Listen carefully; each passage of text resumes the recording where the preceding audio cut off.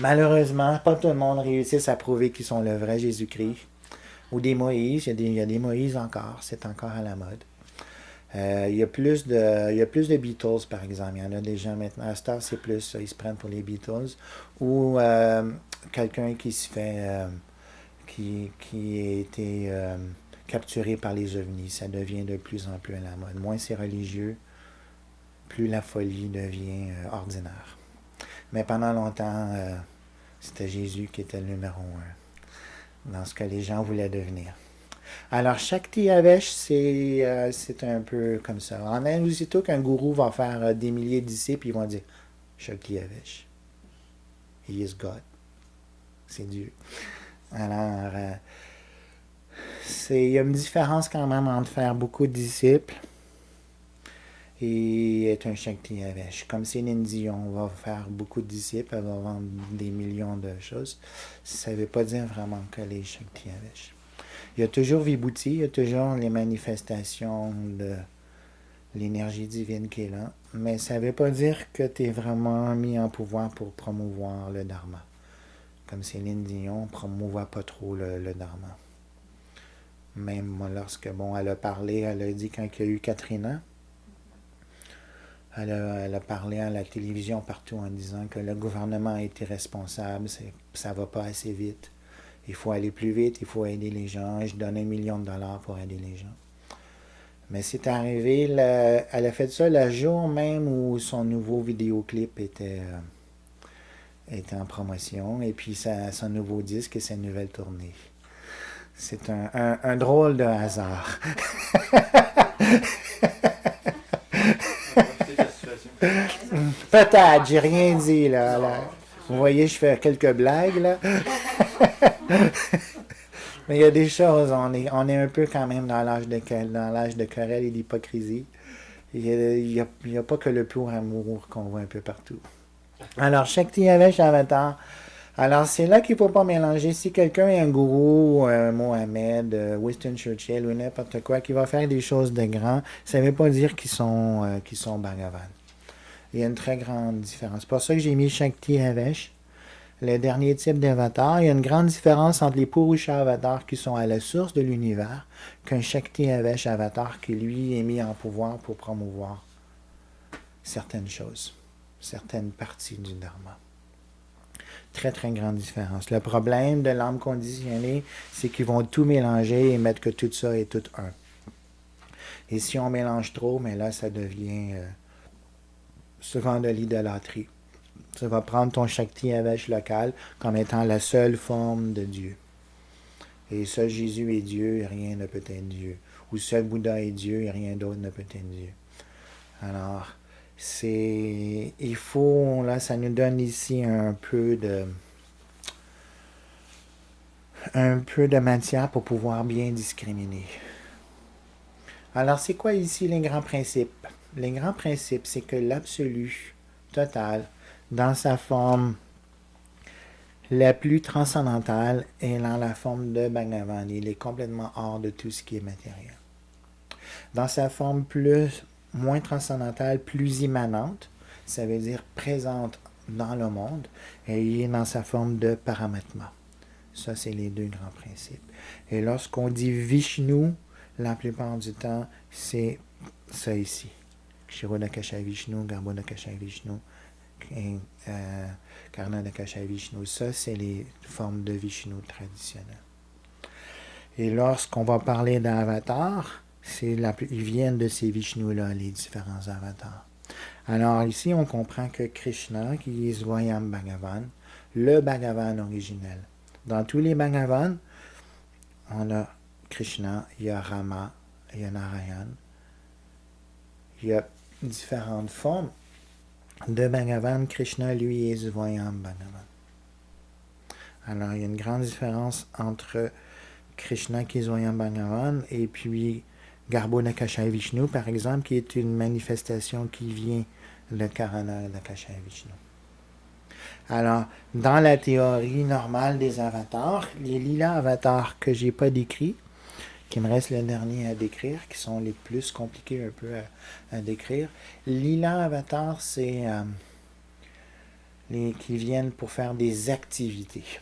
Ils vont venir faire des lilas. Alors, ils vont faire une manifestation un peu comme une pièce de théâtre. Ramachandra, il va venir. Il va naître comme un petit bébé dans une famille où il n'y avait pas d'enfants. Le père voulait absolument avoir des enfants, un fils, parce qu'en Inde, c'est absolument capital que tu aies un fils pour continuer la dynastie, surtout si tu es un roi. Alors le grand roi d'Assarat n'avait pas de fils, il réussit par divers sacrifices et divers trucs d'avoir son fils Rama. Son fils Rama était le plus aimé des 4 fils qu'ils ont eus. C'était lui qui était destiné à avoir le royaume. Mais juste au moment, la journée même où il devait être mis sur le trône pour remplacer son père, c'était la journée même de coronation, si on dit comme ça en français. La journée de couronnement. Cette journée même-là, une des femmes de ce roi, qui avait plusieurs femmes, est allée voir le roi et lui a dit: mon cher époux, tu te souviens que tu me dis que tu étais pour me satisfaire tous mes désirs. Parce que cette reine-là avait sauvé la vie du roi d'Assarat durant une grande bataille. Il y avait une grande bataille, lui il était tombé de son chariot, pratiquement mort, et la femme l'avait recueilli, il a sauvé la vie, il l'a sorti du champ de bataille pour la... Il s'est guéri, il a pu retourner sur le champ de bataille. Alors, elle a sauvé sa vie, et lui, il a dit: je te donne tout ce que tu veux, tes désirs sont mes ordres. Et elle a dit: pour le moment, je suis satisfait d'être ton épouse. Plus tard, on verra si j'ai un désir. Et là, elle a eu son désir. J'espère que vous n'avez pas trop de désir.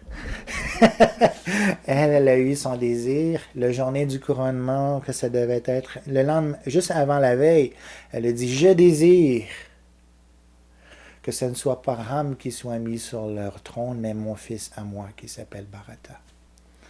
Parce qu'il y avait eu divers fils avec divers épouses.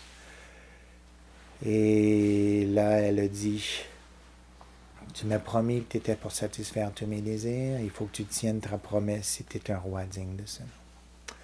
Et à partir de ce moment-là, la vie fut une vallée de larmes pour le roi d'Assarat, qui était obligé de suivre sa parole ou sinon, mais il n'était pas un roi digne de ce nom. Alors, tout c'est l'histoire vraiment de la Vaidhi, où tout le monde doit vraiment suivre sa parole. Et alors, il dit: ok, je vais suivre ma parole. Et là, il appelle Ram. Il dit à Ram: oh mon fils, j'ai donné ma parole que je devais donner un vœu à mon épouse. Alors, son vœu, c'est que ce soit Bharata qui soit sur le trône au lieu de toi. Et Ramachandra, il dit: oh mon père, tout ce que tu décides, c'est correct pour moi. Mon dharma, c'est de suivre ta volonté. Alors Ramachandra n'était pas attaché à avoir le trône. Et là, Kaikeyi avait dit: oui, moi aussi, mon désir, c'est que pour être sûr que Ram ne va pas reprendre le pouvoir et le trône, c'est que Ram soit mis en exil pendant de nombreuses années. Et là, Ram a dit: oui, si c'est ça le désir de mon père, je vais le faire. Et puis là, il s'est mis, au lieu de se faire couronner, il est parti en exil. Et là, toute la ville a pleuré. Oh, c'était triste. Quand on lit ça, c'est vraiment fait exprès pour que tu pleures. T'as les films comme ça où tu sais, ils vous avertissent. Vous allez pleurer dans ce film. Et là, tu vas au film et tu pleures. Alors ça, c'est les lilas. Ça captive l'attention. C'est qu'au lieu que ton attention est captivée sur le dernier truc médiatique de Céline Dion, bien orchestré, tu deviens captivé par les avatars, les manifestations de l'absolu. Alors là, c'est Ramachandra qui vient lui-même. Rama est une des formes de Bhagavan. Il vient lui-même ici en ce monde dans Lila Avatar, dans une manifestation de Lila Avatar, mais pas pour montrer toute sa splendeur de Rama comme il est dans Bhagavan, mais pour faire un lila. Il fait juste une pièce de théâtre. Et là, il a l'air d'un humain aux prises avec toutes sortes de problèmes. La vie de Ram est un problème après l'autre. Parce qu'en exil, il perd son épouse. Après, il faut qu'il retrouve son épouse. Il la retrouve. Et quand il la retrouve, elle est emprisonnée au Sri Lanka. Il faut qu'il fasse une longue guerre pour la reconquérir. Et une fois qu'il l'a reconquérie, c'est pas la fin des problèmes. Et finalement, quelqu'un va dire, le roi Rama, il reprend sa femme qui a été dans le lit d'un autre homme ou dans la maison d'un autre homme. Et c'est pas assez strict comme Vaidi. Alors, s'il serait un vrai roi, il devrait délaisser sa femme qui est peut-être impure. Et là, Ramachandra, il délaisse sa femme. Alors, c'est triste du début à la fin. Mais au moins, chacun tient sa parole et sauve la face. Et il a l'air très pieux et très religieux en suivant toutes sortes de promesses et toutes sortes de choses comme ça.